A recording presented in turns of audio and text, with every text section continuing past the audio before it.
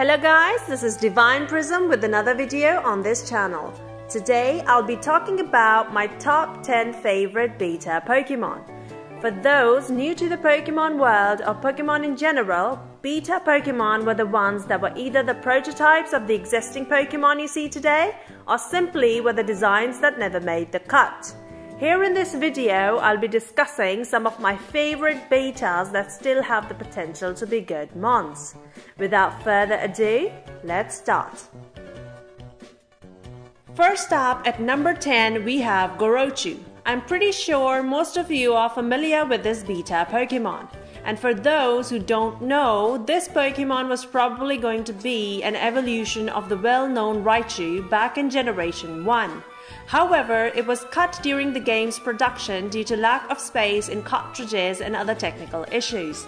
It never saw the light of day afterwards, as Game Freak focused more on creating cute Pokemons in Generation 2, as is seen in Pikachu's pre-evolution, Pichu. Now talking the technical stuff, like its stats, I would want it to be a speedy Pokemon with a good special attack and decent attack stats, giving it a chance to be used as a mixed attacker. The electric fighting typing would be a blessing for it to have. It could have the same abilities like Lightning Rod and Static like its predecessors, but let's give it Electric Surge for a change. Coming up at number 9 we have the Cactus Pokemon. I don't know if it has another name apart from the Cactus one. Do correct me if there is. Considering our Cactus boy here, if it did make the cut, we could have gotten a cactus-based Pokemon before Cacturne. Its design, though basic, is perfectly executed like Gengar. Simple yet badass.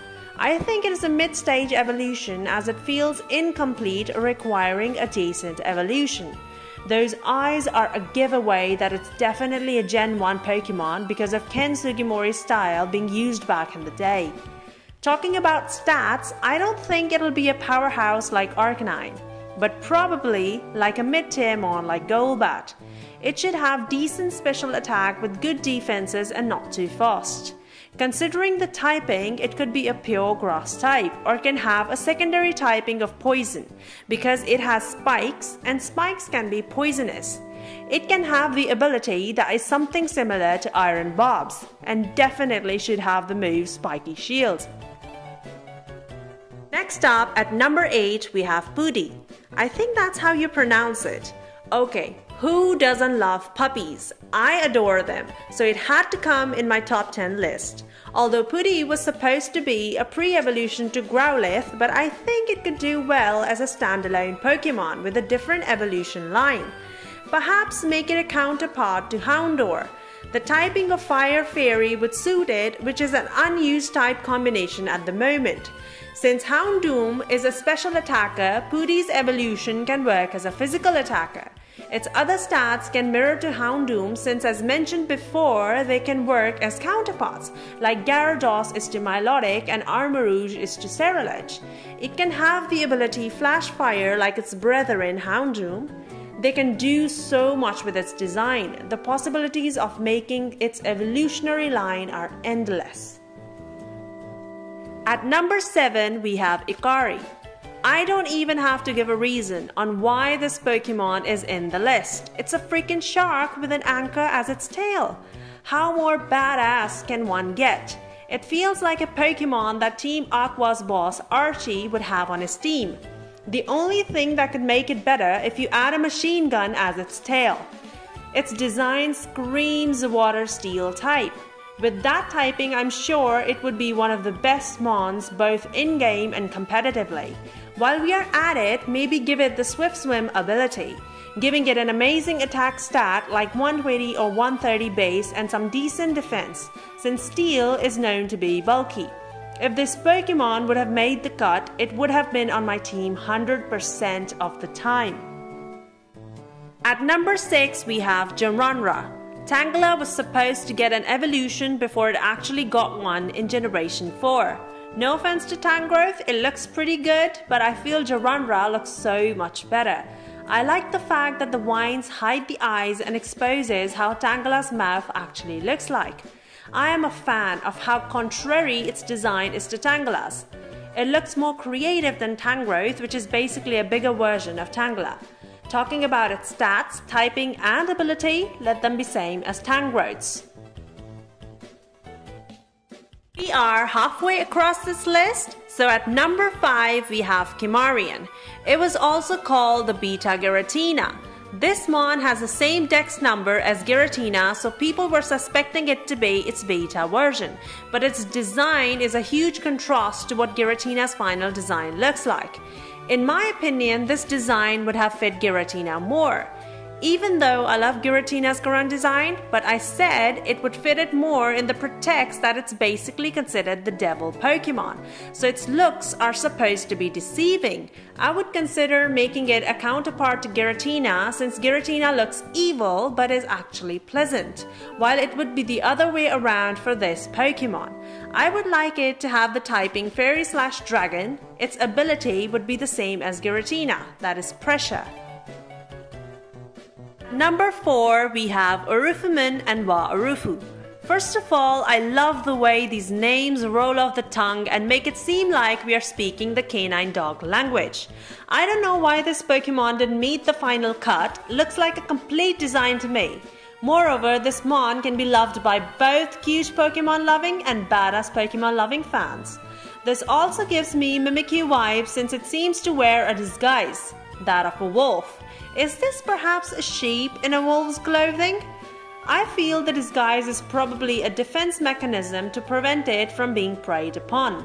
Or maybe it's just hiding its true terror beneath a more digestible terror of the wolf. I can make so many possible assumptions regarding this one. I can go on forever. It could have the same ability as Mimikyu, which basically gives you a free substitute. The typing can either be Ice Dark or Ice Ghost. Talking about stats, I don't see it being too speedy or too slow, but definitely having a very good attack and defense base stat, like a bit more over the 100. To sum it up, a pretty cool Pokemon, pun intended. Moving up to our top 3 now, at number 3 we have Norawara. This Pokemon is based on a Chinese straw doll. That long nail piercing through it suggests that it is a ghost type, but the design gives me more of a normal ghost type vibes. I am not a huge fan of its evolution, that is Kyonpan. I feel like this should remain as a standalone Pokemon. This Pokemon also gives me the airy vibe of being a voodoo doll, which I think is a cool concept. The normal ghost typing will give it 3 immunities: Fight, Ghost and Normal, basically becoming immune to the typings that it is supposed to be weak to. Stat-wise, it should have high HP and defensive stats. With low speed and attack power, it can have the ability Cursed Body. At number 2 we have Twins. Like the adjoint twins we see as a deformity of the body, this Pokemon feels like a disturbing deformity in itself. Twins was supposed to be a pre-evolution to Beta Girafarig, which itself is a pretty disturbing looking mon, but the current Girafarig got a revamp to its design, so now there is no correlation remaining between these two, and I kinda prefer the Beta Girafarig, but anyways, this Pokemon can work as a standalone species. It could be a mono ghost or a ghost/dark typing, or perhaps a ghost/normal typing. I think ghost/normal typing would suit it pretty well, as one twin being the normal one and the other being plain evil. Ghost/dark typing is well suited to it as well. They also remind me of the cat dog cartoon that I used to watch. It would be pretty funny if they keep on fighting with each other and at other times create collaborative mischief. Stat-wise, they can be strong, fast special attacker, as they are twins, so they should have an ability like Siblings Bond that works like the ability Parental Bond. And finally, at number 1 we have Kotora. Well, I just love cats and puppies, so one of them had to be at the top. Kotora, this fellow cat, takes the number 1 spot. I don't know why it was cut in the first place. Could probably be because it resembles Raikou a bit and both of them are based on tigers. That would be a pretty bad reason if you ask me. I am sure it would have become a fan favorite if it actually made the cut. Its plushies would be selling like crazy.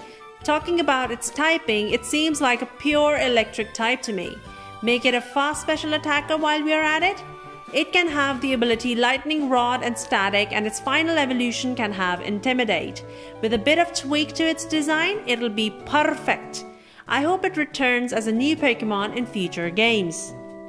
This is the end of the video. Hope you guys enjoyed. If so, let me know in the comments below. Also, comment your favorite beta Pokemon out of my list, and also a good beta Pokemon that Game Freak should consider making again in their future games. Please like, share and subscribe for more content like this.